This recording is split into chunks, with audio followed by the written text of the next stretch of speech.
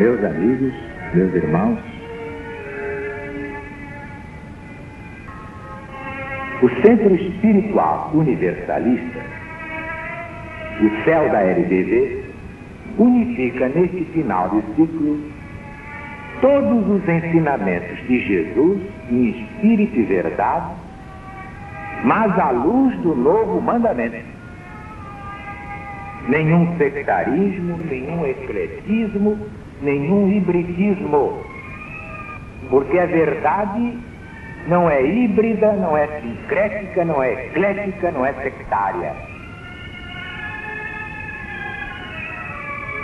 A doutrina do céu é exatamente a doutrina do Cristo de Deus, acima de todas as perversidades geradas pelas religiões humanas, diletas filhas de Satanás ou do Anticristo.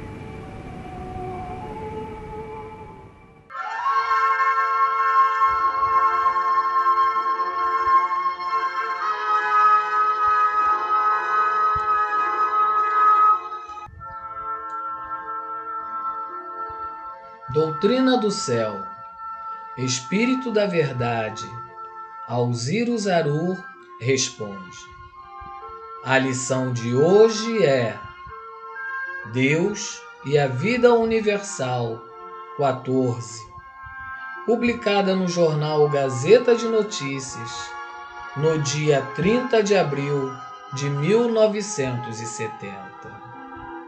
O autor da mesma opinião analisada pelo Espírito da Verdade continua assim: a encarnação humana é uma necessidade para o espírito que, desempenhando missão providencial, trabalha pelo seu próprio adiantamento, por efeito da inteligência e da atividade que lhe cumpre empregar para prover a sua existência e o seu bem-estar.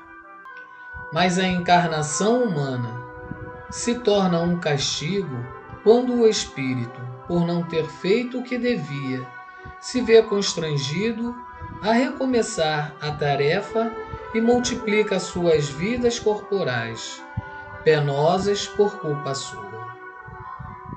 Um estudante não chega a tomar o grau senão depois de haver passado pelas fileiras de todas as classes. Percorrer essas classes constitui, porventura, um castigo para ele? Não, é uma necessidade.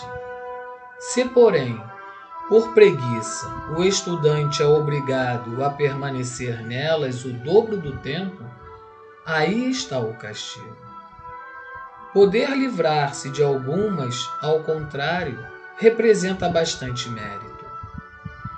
A verdade, pois, consiste em que a encarnação na Terra só é para muitos dos que a habitam um castigo, porque esses, podendo tê-lo evitado, duplicaram, triplicaram e até centuplicaram por culpa própria os números de suas vidas terrenas, retardando desse jeito o momento de entrarem nos mundos melhores.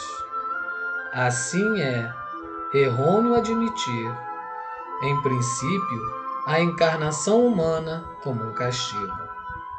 Que devemos pensar de tais conclusões? Esclarece o Espírito da Verdade. Errôneo, ao contrário, é admitir que a encarnação humana seja uma necessidade, tanto para o espírito que, investido do livre-arbítrio, no estado de inocência e de ignorância jamais faliu, por não fazer dele mau uso, pois sempre dócil aos seus guias, trilha o caminho que eles indicam para progredir. Como para aquele que, indócil, rebelde e obstinado, faliu pelo mau uso desse mesmo livre-arbítrio. Sim, errôneo, ao contrário, é admitir que a encarnação não seja, em princípio, um castigo, por efeito de uma culpa que o tornou necessário. Os que formaram essa opinião errônea ainda não foram esclarecidos ou não refletiram bastante sobre a natureza e o objeto dos mundos que os encarnados habitam, como planetas de expiação e de progresso. Sobre a origem do espírito e sobre as diversas fases por que ele passa no estado de formação. Sobretudo, ainda não refletiram acerca destas duas situações bem marcadas e que devem ser perfeitamente distinguidas. A situação em que, no estado de formação, o espírito segue a sua contínua marcha progressiva até chegar à condição de espírito formado, isto é, de inteligência independente, dotado de livre-arbítrio, cônscio de sua vontade, das suas faculdades, da sua liberdade e, portanto, da responsabilidade dos seus atos.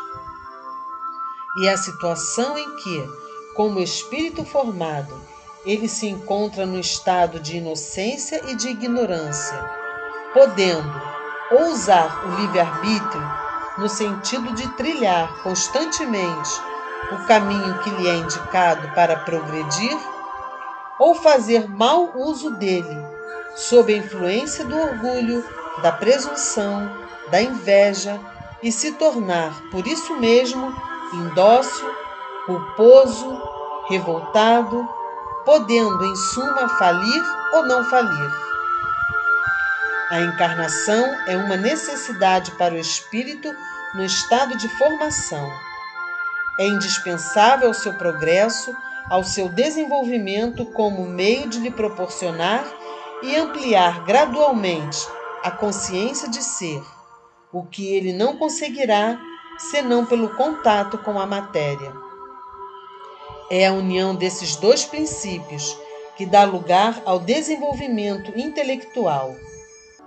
Fique, portanto, bem claro: a encarnação é uma necessidade até o momento em que, alcançando um certo ponto de desenvolvimento intelectual, o espírito está apto a receber o precioso dom, mas tão perigoso, do livre-arbítrio,